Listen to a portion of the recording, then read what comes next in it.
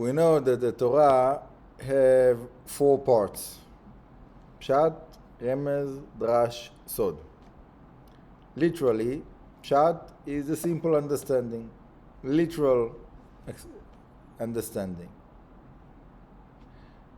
Remez is hints that the Torah is hinting us. Sometimes when you speak about something, you don't want to say something direct. You want to give a hint. So the Torah is also giving us hints.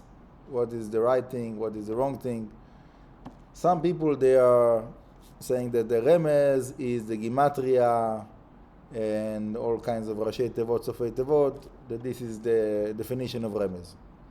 Drash is when the simple understanding of what is Drash is to, I have something and I'm using that as a starting point to give an idea.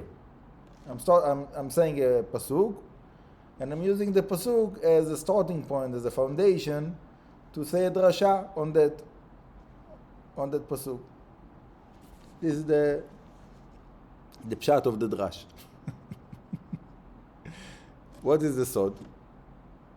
Simply secret, the secrets of the Torah. Now, when we have books of the sod, is the secret or it's not a secret? If you can go to the bookshop and you can buy any Kabbalah book, almost. Maybe there is rare books that you can go and you cannot buy in the shops, but somebody that he wants a specific book today, probably you can get it. If not in the shop, in the internet, you can go to all kinds of libraries of hand scripts. So it's there. You can go and get it. You can go and read it. So is it a secret or it's not a secret? When I'm doing those classes and I'm putting them online and people are watching them and I'm speaking about Kabbalah, Kabbalah is a sod. Now it's public in the internet. Not only me. There's many rabbis that are doing classes of Kabbalah. Sometimes it's not rabbis, but there's a different problem. So is it a sod or it's not a sod?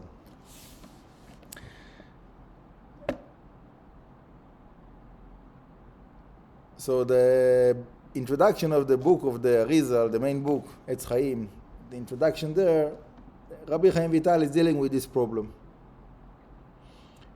And he says that in the Zohar it says, someone that is revealing the secrets of Hashem is considered to be a big sin. It's very hard to get atonement for this sin. So the Rashbi is writing that in the Zohar, and the Zohar is full of secrets of Hashem. So how can it be? He's telling us that you're not supposed to reveal the secrets, but that's what he was doing. So the answer is that Rashbi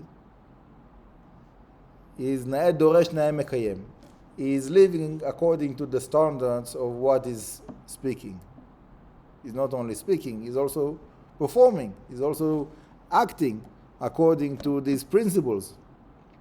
So even though he wrote the Sefer HaZohar, it is not considered to be revealing secrets that should not be revealed. How come? So the way it explains there, it's because when Rashbi was writing the Zohar, he was sealing the secrets in the Zohar. Seal, that you cannot open the seal. If you don't have the key, you cannot open the seal. Seal is like a lock. And this is not only about the Rashbi, it's the same thing about the writings of the Arizal, the writings of all of the books of the Kabbalah. Why? Because all of that is the pshat of the sod. You can read the Zohar again and again and again and again and again, and you don't, not you, somebody might not get to the real secrets,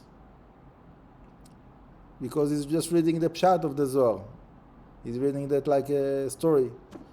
Rabbi Shimon and Rabbi Yehuda went from Kaputkia to Lod. They took a trip.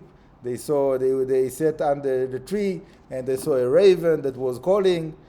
And they told him, Raven, Raven, what are you doing? And he said, I'm going from here to there. Nice story, right? The Zohar is full of stories like that. So if you read it like a storybook, like children's book, so obviously you are very far from the secrets. You don't understand the secrets. You're just reading that like a children's book. Most of the people that they learn Zohar, if they know Hebrew, so this is the way that they're reading. Just the pshat, just reading. Like Midrash, even less than Midrash sometimes, without any understanding.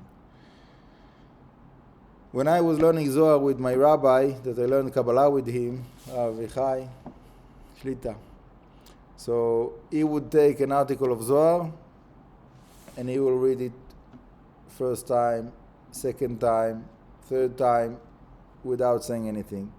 Then translating that to Hebrew. Then reading it with the simple understanding. Then afterwards he would read it again and start to ask questions about this article, why it doesn't make sense. And read it again and strengthen the questions. It really doesn't make sense. It cannot be like that. It have to be different. And proving that this article is not right with those questions. Reading it again and again and again, and until maybe after a few weeks of learning it, the same article, then we would start to get answers. You can understand this according to this article of the Arizal, and you can understand this sentence of the Zohar with this article of the Rashash, and slowly you get to open up the understanding, the deeper understanding of the Zohar. And one time I was asking him about this, and he said that even that is not the real secrets of the Zohar. He is just training us that we will know what does it mean to learn Zohar in depth. So, except of him, I don't know about any other rabbi that is teaching Zohar in this way. All the rabbis, the famous rabbis that are famous about teaching Zohar, they just read and explain just the pshat of the Zohar. It's not the secrets. It's just the pshat. The truth is that it's not in our hands to reveal the secrets.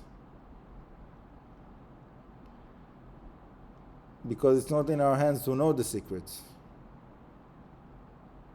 When Hashem is choosing someone to reveal to him the secrets of the Torah, the secrets of the Zohar, the secrets of the Kabbalah, you have the permission to step inside, to connect.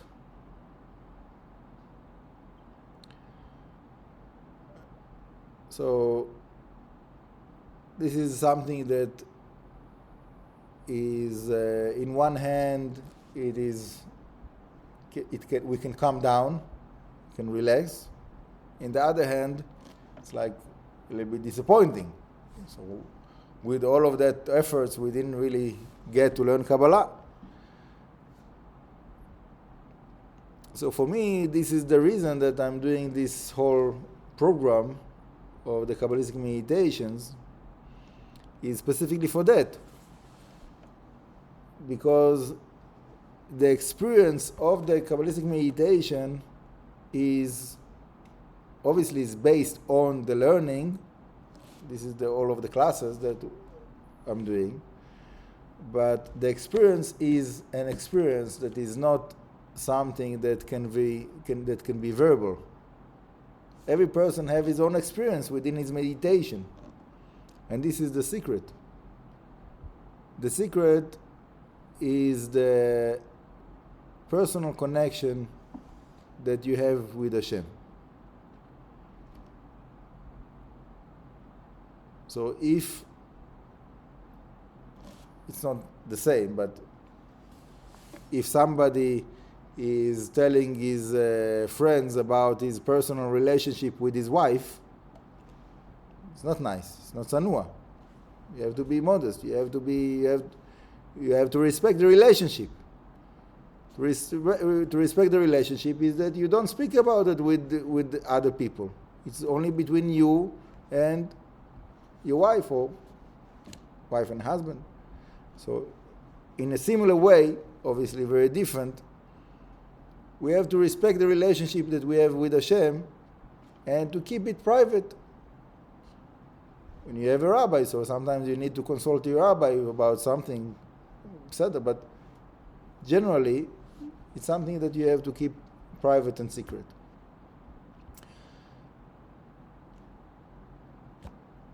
This is my understanding of those things, and Bezrat Hashem, Hashem will help us to do everything right and to learn what we need and to speak about what is proper to speak about, and Bezrat Hashem to get to the highest level of connection. Amen. K'nei Ratzon.